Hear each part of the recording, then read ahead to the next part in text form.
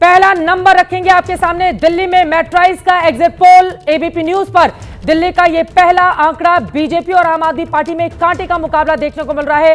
कांटे के मुकाबले में भारतीय जनता पार्टी मामूली बढ़त के साथ वोट प्रतिशत देखिए 46% और आपको 44% और बीजेपी 35 से 40 सीट मिलती हुई दिखाई दे रही है। आम आदमी पार्टी को 32 से 37 सीट देखने को मिल रही है, यानी कि मामूली बढ़त जरूर है। लेकिन अगर मेट्राइज के इस एग्जिट पोल को देखें तो फिर बीजेपी इसके हिसाब से सरकार बना सकती है, क्योंकि यहां पर 30 से 36 सीटें चाहिए सरकार बनाने के लिए। कांटे के मुकाबले में भारतीय जनता पार्टी को मामूली बढ़त मेट्राइज का यह सर्वे बताता है। बीजेपी को 46%, आम आदमी पार्टी को 44%, बीजेपी 35 से 40%। अच्छा, अब 35 से 40 सीटों के बीच में दिखाई दे रही है और यहां पर आम आदमी पार्टी उससे पीछे। और यह आंकड़ा आपके सामने है, आप देखिए आम आदमी party 44% vote share, Bharatiya Janata party 46% vote share.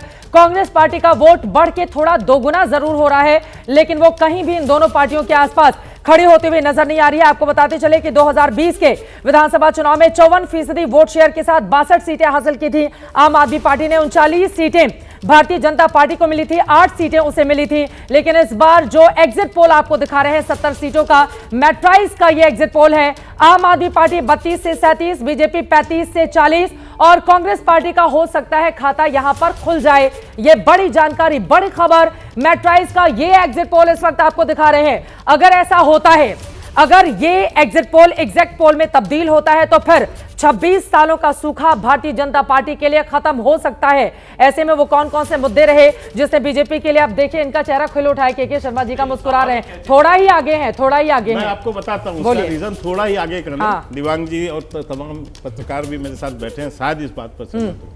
यदि कोई पार्टी किसी चुनाव में 10% डाउन हो, 5% डाउन हो तो समझ में आता है कि चलो ऊपर नीचे कुछ स्थिति है। लेकिन यहां तो 50% डाउन, आम आदमी पार्टी 50% डाउन हो रही है। ये ठीक उसी तरह का परिणाम है जैसे छत्तीसगढ़ का परिणाम था कि यदि अब 50% डाउन हो रही है तो इसका मतलब कि दिल्ली में आम आदमी पार्टी के अगेंस्ट बहुत बड़ी मात्रा में एंटी इनकम्बेंसी फैक्टर है और जो कि इस आंकड़े को और नीचे ले जाएगी। आपके जो है और भारतीय जनता पार्टी का अभी आंकड़ा बढ़ेगा, क्योंकि 50% का डाउनफॉल ऐसे नहीं हो सकता। आपको लग रहा है ये आंकड़े और ज्यादा बढ़ेंगे? अभी भी भरोसा नहीं है आपको?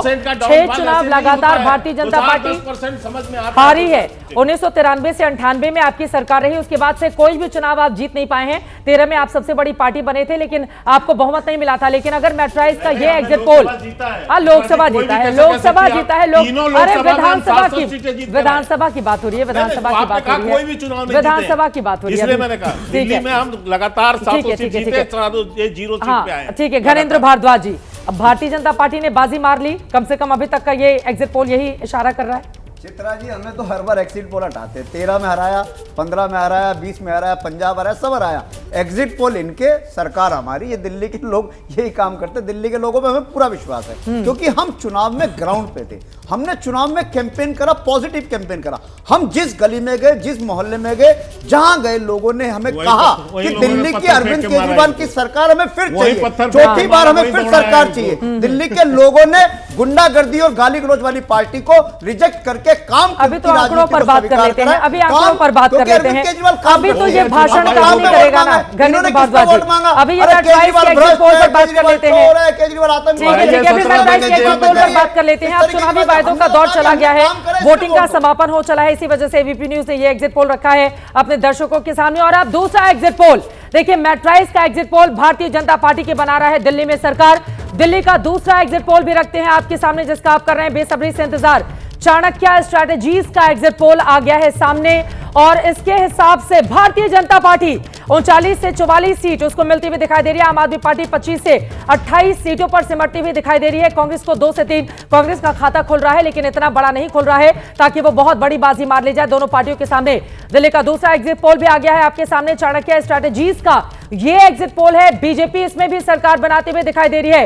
ये नंबर आपके सामने है, भारतीय जनता पार्टी 39 से 44 सीटें हासिल करती हुई दिखाई दे रही है। तो इसका मतलब क्या ये माना जाए कि बीजेपी की ओर से बजट में मिडिल क्लास के लिए जो ऐलान किया गया 12 लाख रुपए तक का टैक्स नहीं लिया जाएगा, क्या ये उसका असर है? या फिर आम आदमी पार्टी की जो एंटी इनकम्बेंसी थी उसका असर है? कथित शीश महल का मुद्दा क्या बीजेपी के लिए काम कर गया? भ्रष्टाचार के आरोपों में अरविंद केजरीवाल जेल गए, क्या वो मुद्दा काम कर गया? हालांकि ये एग्जिट पोल है, एग्जैक्ट आना अभी बाकी है 8 तारीख को। लेकिन एग्जिट पोल के आंकड़ों पर ही अगर बात करें घनेंद्र जी, ये दूसरा एग्जिट पोल भी आपको दिखा रहा है, आप बाहर जा रहे हैं।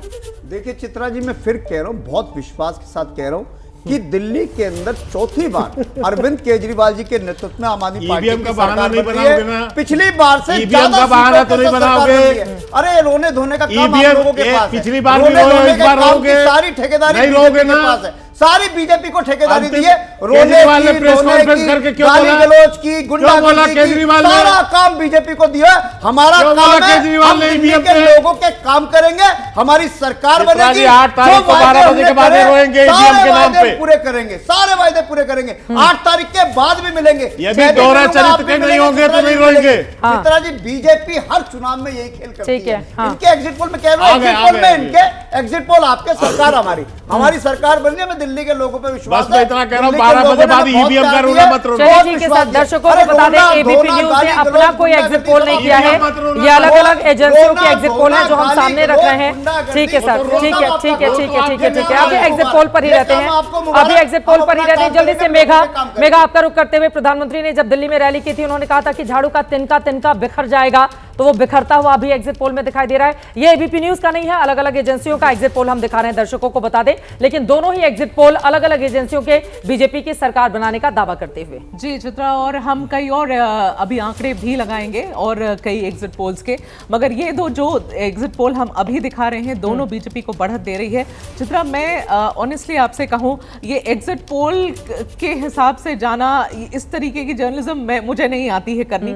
मैं जमीन पर जो मुझे समझ में आता है मैं उसके हिसाब से अपना दिमाग बनाती हूँ। क्या कह रहा है आपका और अपने कंक्लूजन पे पहुंचती हूँ।